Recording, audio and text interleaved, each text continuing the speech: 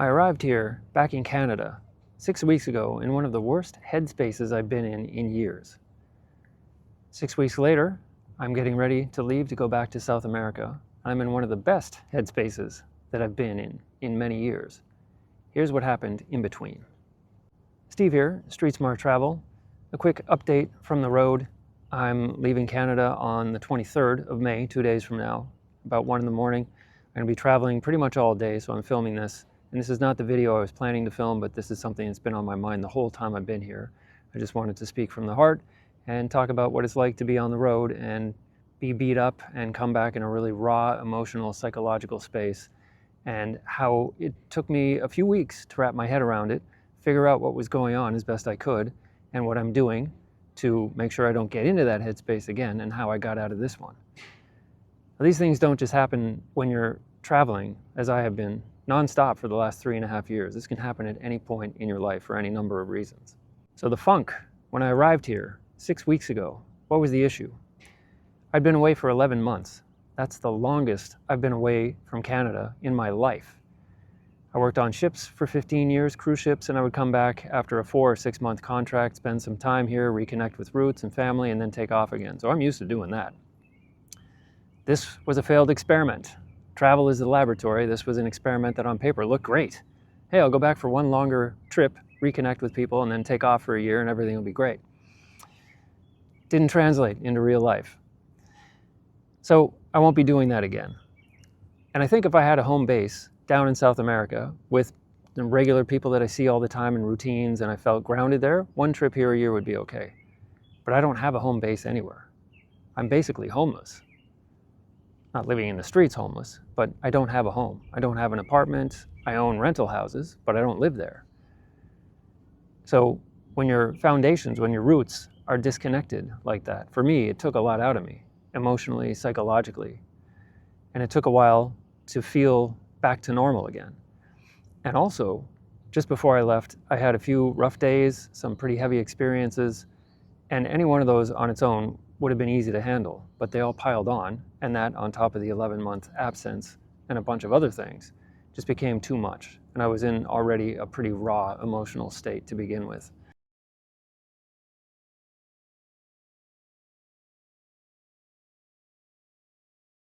So it wasn't a very fun return to Canada. But in those 6 weeks, a lot of things changed. I made a lot of connections with my friends, reconnected with friends I hadn't seen in a couple of years in some cases, longer in other cases, and it was great. I drove all over the place. So I'm in Peterborough now, drove to Toronto, to Hamilton, to Kitchener, up to Huntsville, all over, Oshawa, to see people, to visit my properties and tenants, take care of issues. I also managed to, on Mother's Day, sat down with my mom to discuss a long-standing family issue, which I won't get into, not involving her, but involving me and somebody else in my family, and said, okay, this needs some help. We're not going to be able to navigate this on our own. I'm open to doing some kind of family counseling. Let's get this going because this has been going on too long. My mom's not getting any younger. I know she would like to see this resolved, so would everybody else involved in it. It just has been at an impasse. So that's been weighing on my mind as well. And the reason I wanted to change that was because I had some uncomfortable experiences just before I came back to Canada, and they put a lot of things into perspective for me. Not going to get into it, this is not what the channel's about, but let's say I had a lot of stuff on my mind, and after being here and reconnecting with people and reevaluating what's really important here, what's important in my life, what do I want to do, what kind of loose ends can I tie up, and some of these will take longer, but because of making that decision, a lot of things just fell into place. I had some other conflicts that had been ongoing, not as bad or as long, that I thought were going to continue, and I showed up and spoke to some of these people, and they were pleasant. One of them apologized to me, which is the last thing I thought was going to happen in that situation. Being deliberately vague, I'm not going to talk about the situation, but there have been some ongoing tensions for a number of years, and I thought, okay, I'd like to resolve this, and I showed up, and the person took a deep breath before saying anything to me and said, I owe you an apology. I never thought I would hear those words from that person, but there you have it. So just by the virtue of the fact that I was open to reconnecting, to making things right, to fixing some long-standing issues in my life, that freed up my ability and my capacity to be more sensitive to some of the areas of my life I haven't been paying a lot of attention to. My health is awesome. My finances are ridiculous. I have built a life down in South America for myself that is custom made for me. It is perfect.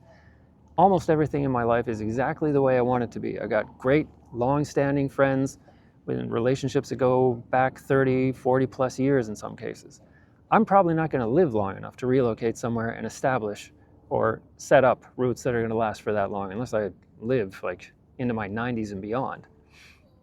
So it's really important for me to stay connected to those roots.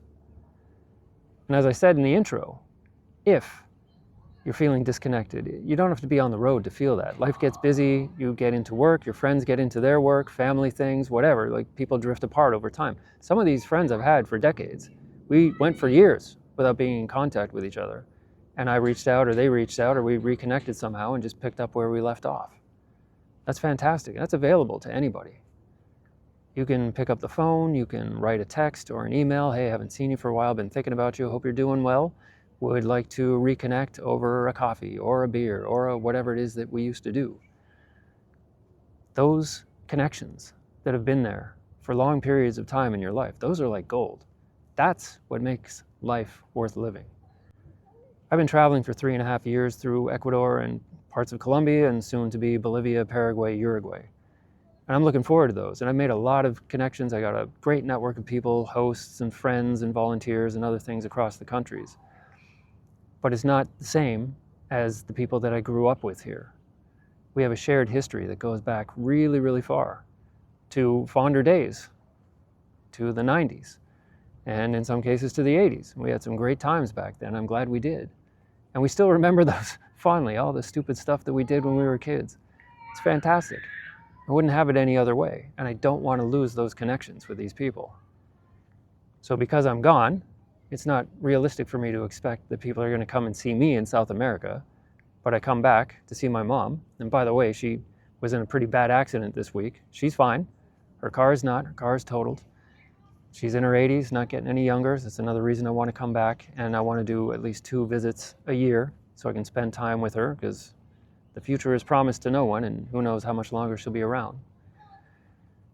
And that's another theme. A bunch of my friends were going through some chronic health issues. Some were pretty serious, some more uncomfortable than serious. But as we age, things are going to happen, and you never know when it's coming. I had plans with a friend. I reached out a few weeks before coming back. Yeah, come over, we'll have some beers, and I'll make dinner. And by the time I got here and contacted him, he said, yeah, I'm actually in the hospital getting over a stroke. I had no idea. And that happened like that. He's not the only one either.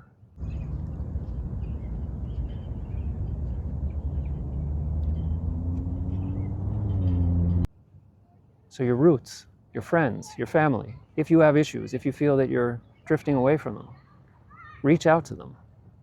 Make sure that you stay in contact with the people that are important in your life.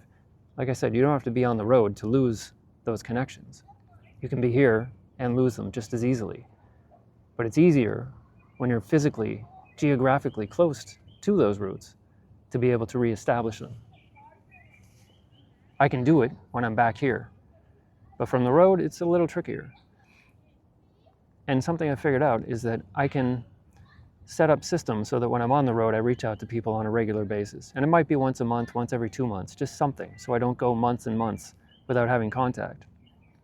Now, Facebook, for whatever reason, scrubbed my accounts back in January. And that was a way that I could see what my friends and family were doing vicariously, right, from the other side of the world. When that was gone, it was like a leg of the table was gone. And then I just gradually felt more and more disconnected.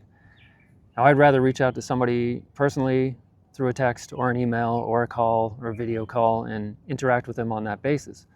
But Facebook did serve a purpose, and I'm back on there now rebuilding my contact list very carefully so that I have access to people that I want to have access to and stay in touch with them, maintaining those roots and those connections across time, across geography. So I realized 11 months was too long. Disconnected me from my roots. I didn't feel myself when I came back, and it's taken the better part of the entire 6 weeks. And it hasn't been a fun process, I'll tell you that. My process is to walk a lot and journal a lot and try and figure out what's bothering me. The walking helps me process in one way, the journaling in a different way. You may have a different process. But after spending hours and hours and walking, literally, I walked 20 or 25 kilometers some days just around Peterborough. And after doing that and journaling, I was getting closer to here's what the root of the problem is. And it was being disconnected. It was being gone too long. It was not having a home base. I've met people that have traveled. I've met expats. The lady that cut my hair yesterday is from the Dominican Republic. She came to Canada in 1989, pregnant, alone. She was married, but her husband didn't have his papers, so she came here until they got his papers, and she's been here with him ever since. That takes huge stones to be able to pull that off, to disappear from your roots, to go to a different culture, a different country, a different part of the world, and start over again. I know what that's like because I'm in the process of doing it. The difference for me is because I have these roots that go back so far, I want to maintain those roots. And this visit, and thanks to all the friends that made the time to see me, this visit put my head back where it needed to be, and the things that happened before I came back here set that up. So there's a lot of synchronicity involved in this story. The bottom line for me is maintain contact to your roots. Reach out to your friends, regardless of whether you're on the road or at home. Just if you haven't had contact with somebody who is or was important in your life, reach out to them, see how they're doing. Chances are they'll want to reconnect with you too, but just, I've been too busy and I haven't gotten around to it. Prioritize that, because those relationships are what make life worth living. This whole 6 weeks has really driven that point home. So if you made it this far, thanks for sticking around. This isn't usually the content that I do, but this was a heavy trip in a lot of ways. It started off heavy and it's become much lighter, and I feel like I started here, came down a bit, and then baseline is up here, and now I'm somewhere up here in terms of my mental state and emotional state. Learned a lot about myself, reconnected with a lot of people, and I'm looking forward to strengthening those ties and the systems that I use to keep in touch with these people. I'll be talking about those in future videos. Anybody can use them, but if somebody is important or was important in your life, reach out to them, reconnect with them, see how they're doing.